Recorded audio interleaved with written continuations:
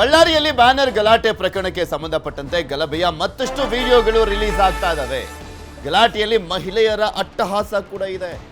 ಅಲ್ಲಿ ತೊಡೆ ತಟ್ಟಿದ್ದು ಬರೀ ಗಂಡಸರು ಮಾತ್ರ ಅಲ್ಲ, ಬಂದೂಕಾಗ್ಲಿ, ದೊಣ್ಣೆ ಆಗ್ಲಿ, ಖಾರದ ಪುಡಿ ಎಲ್ಲ ನೋಡ್ತಾ ಇದ್ವಲ್ಲ, ಪೆಟ್ರೋಲ್ ಬಾಂಬ್ ಆಗ್ಲಿ, ಇದೆಲ್ಲವೂ ಬರೀ ಗಂಡಸರಲ್ಲ, ಪುರುಷರು ಮಾತ್ರ ಅಲ್ಲ, ಮಹಿಳೆಯರು ಕೂಡ ಇದ್ರು ಅಲ್ಲಿ. ರೆಡ್ಡಿ ಮನೆ ಮುಂದೆ ತೊಡೆ ತಟ್ಟಿರುವಂಥದ್ದು ಮಹಿಳೆ. ಶಾಸಕ ಭರತ್ ರೆಡ್ಡಿ ಗುಂಪಿಗೆ ತೊಡೆ ತಟ್ಟಿ ಸವಾಲನ್ನ ಹಾಕಿದ್ದಾರೆ. ಗಲಾಟೆ ವೇಳೆ ಖಾರದ ಪುಡಿಯನ್ನ ಕೂಡ ಎರಚಿರುವಂಥದ್ದು ಮಹಿಳೆ. ದೊಣ್ಣೆ ಹಿಡಿದು ರಸ್ತೆಯಲ್ಲಿ ನಿಂತಂತ ಮಹಿಳೆಯರ ಅಟ್ಟಹಾಸದ ವಿಡಿಯೋ ಕೂಡ ವೈರಲ್ ಆಗ್ತಾ ಇದೆ. ವಿಡಿಯೋ ಆಧರಿಸಿ ಬಳ್ಳಾರಿ ಪೊಲೀಸರಿಂದ ತನಿಖೆ. ಸಮಾನತೆ ನೋಡಿ, ಇದರಲ್ಲೂ ಕೂಡ ಸಮಾನತೆ. ಯಾವುದ್ರಲ್ಲಿ ಕಮ್ಮಿ ಇದ್ದಾರೆ ಮಹಿಳೆಯರು ಅಂತೀವಲ್ಲ, ಯಾವುದ್ರಲ್ಲೂ ಕಮ್ಮಿ ಇಲ್ಲ ಅಂತ ತೋರಿಸ್ತಾ ಇದ್ದಾರೆ.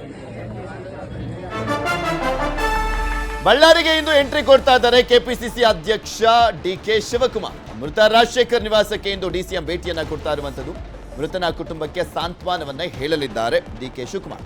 ಪಕ್ಷದ ಅಧ್ಯಕ್ಷ ಬೇರೆ ಆಗಿರುವಂತಹ ಹಿನ್ನೆಲೆಯಲ್ಲಿ, ಪಕ್ಷದ ಕಾರ್ಯಕರ್ತ ಸಾವನ್ನಪ್ಪಿರುವಂತಹ ಸಂದರ್ಭದಲ್ಲಿ ಪಕ್ಷದ ಪರವಾಗಿ ಧೈರ್ಯವನ್ನ ತುಂಬಲಿದ್ದಾರೆ.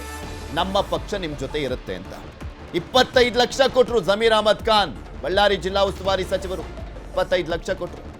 ಬಳ್ಳಾರಿಗೆ ಹೋಗಿ ಪರಿಸ್ಥಿತಿ ಅವಲೋಕನ ಮಾಡ್ತೀವಿ, ನಮಗೆ ರಾಜ್ಯದಲ್ಲಿ ಶಾಂತಿ ಸುವ್ಯವಸ್ಥೆ ನೆಲೆಸಬೇಕು, ಬಳ್ಳಾರಿಯಲ್ಲಿ ಶಾಂತಿ ಇರಬೇಕು ಅಂತ ಹೇಳಿದ್ದಾರೆ ಡಿಸಿಎಂ ಡಿಕೆ ಶಿವಕುಮಾರ್. ಬಳ್ಳಾರಿಗೆ ಈಗ ನಾನು ಹೋಗ್ತಾ ಇದ್ದೀನಿ, ಹೋಗಿ ಅಲ್ಲೇನು ನೋಡ್ಬಿಟ್ಟು ನಾನು ಪರಿಸ್ಥಿತಿ ಬರ್ತೀನಿ. ನಮಗೆ ರಾಜ್ಯದಲ್ಲಿ ಶಾಂತಿ ಇರಬೇಕು, ಬಳ್ಳಾರಿಯಲ್ಲೂ ಶಾಂತಿ ಇರಬೇಕು, ಎಲ್ಲ ಕಡೆ ಶಾಂತಿ ಇರಬೇಕು.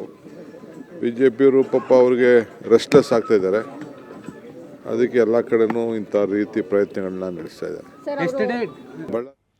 ಬಳ್ಳಾರಿ ಫೈರಿಂಗ್ ಪ್ರಕರಣ ತನಿಖೆ ಚುರುಕಾಗಿದೆ. ಗಲಭೆ ಸ್ಥಳದಲ್ಲಿ ಪೊಲೀಸರಿಂದ ಮಹಜರು. ರೆಡ್ಡಿ ಜೊತೆ ಮಹಜರನ್ನ ಮಾಡ್ತಾ ಇದ್ದಾರೆ ಖಾಕಿ. ನಿಮಗೆ ತೋರಿಸಾಗಿ ನೋಡಿ, ಜನಾರ್ದನ್ ರೆಡ್ಡಿ ಅವರಿದ್ದಾರೆ. ಪೊಲೀಸರು ಅವ್ರನ್ನ ಕರ್ಕೊಂಡೋಗಿ ಮಹಜರನ್ನ ಮಾಡ್ತಾ ಇದ್ದಾರೆ. ಇಲ್ಲೆಲ್ಲ ಏನೇನು ಆಯ್ತು ಅಂತ. ಬೆಂಗಳೂರಿನ ಪಾಸ್ಪೋರ್ಟ್ ಕಚೇರಿಗೆ ಬಾಂಬ್ ಬೆದರಿಕೆ ಬಂದಿತ್ತು.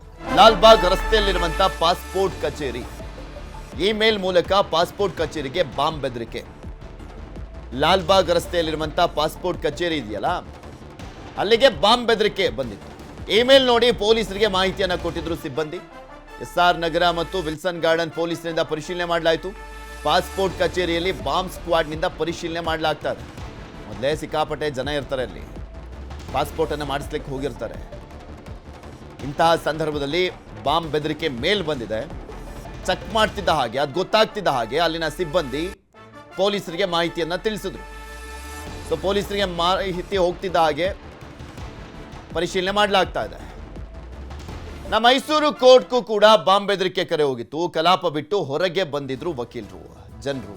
ಬಾಂಬ್ ಸ್ಕ್ವಾಡ್ನಿಂದ ಕೋರ್ಟ್ನಲ್ಲಿ ಪರಿಶೀಲನೆಯನ್ನ ಮಾಡಲಾಯಿತು. ಜಿಲ್ಲಾ ಪಂಚಾಯಿತಿ ಬಳಿ ಇರುವಂತಹ ಹಳೆ ಕೋರ್ಟ್, ಹೊಸ ಕೋರ್ಟ್ನಿಂದಲೂ ಕೂಡ ಹೊರ ಬಂದಿದ್ರು ಜನರು. ಮುಂಜಾಗ್ರತಾ ಕ್ರಮವಾಗಿ ಕೋರ್ಟ್ನಲ್ಲಿ ಪರಿಶೀಲನೆಯನ್ನ ಮಾಡಲಾಯಿತು. ಇನ್ನು ಮೈಸೂರು ಬಳಿಕ ಬಾಗಲಕೋಟೆ ಕೋರ್ಟ್ಗೂ ಕೂಡ ಬಾಂಬ್ ಬೆದರಿಕೆ ಬಂದಿತ್ತು. ಬಾಂಬ್ ಬೆದರಿಕೆ ಮೇಲ್ ಹಿನ್ನೆಲೆಯಲ್ಲಿ ವಕೀಲರು, ಕಕ್ಷಿದಾರರು ಹೊರಕ್ಕೆ ಬಂದಿದ್ರು. ನ್ಯಾಯಾಲಯದ ಆವರಣದಲ್ಲಿ ಜಮಾಯಿಸಿದ್ರು ಜನ. ಜಿಲ್ಲಾ ಕೋರ್ಟ್ನ ಇಮೇಲ್ಗೆ ಬಂದಿತ್ತು ಬೆದರಿಕೆ ಮೇಲ್. ಕೋರ್ಟ್ನ ಕ್ರಿಟಿಕಲ್ ಸ್ಥಳಗಳಲ್ಲಿ ಬಾಂಬ್ ಇಟ್ಟಿದ್ದೇವೆ ಅಂತ ಮೇಲ್ ಮಾಡಲಾಗಿತ್ತು. ಮಧ್ಯಾಹ್ನದ ಊಟದ ಅವಧಿಯಲ್ಲಿ ಬ್ಲಾಸ್ಟ್ ಆಗುತ್ತೆ ಅಂತ ಮೇಲ್ ಮಾಡಲಾಗಿತ್ತು. ಬೆದರಿಕೆ ಇಮೇಲ್ ಬೆನ್ನಲ್ಲೇ ಪೊಲೀಸ್ ಇಲಾಖೆ ಪರಿಶೀಲನೆ ಮಾಡಿದ. ಬಾಂಬ್ ಸ್ಕ್ವಾಡ್ನಿಂದಲೂ ಕೂಡ ಕೋರ್ಟ್ನಲ್ಲಿ ತಪಾಸಣೆ ಮಾಡಲಾಯಿತು. ಬಾಗಲಕೋಟೆಯ ನವನಗರದಲ್ಲಿರುವಂತಹ ಜಿಲ್ಲಾ ನ್ಯಾಯಾಲಯ. ಇದೇ ರೀತಿಯಾಗಿ ಮೊನ್ನೆ ಸುಮಾರು ಒಂದೇ ದಿನ 7 ಕಡೆ ಕೆಲವೊಂದು ಜಿಲ್ಲಾಧಿಕಾರಿಗಳ ಕಚೇರಿಗೆ, ತಹಶೀಲ್ದಾರ್ಗಳ ಕಚೇರಿಗೆ, ಉತ್ತರ ಕನ್ನಡ ಸೇರಿದಂತೆ ಕೆಲವೊಂದು ಕಡೆ ಮೇಲ್ ಹೋಗಿತ್ತು. ಆವಾಗಲೂ ಕೂಡ ಪರಿಶೀಲನೆ ಮಾಡಲಾಗಿತ್ತು.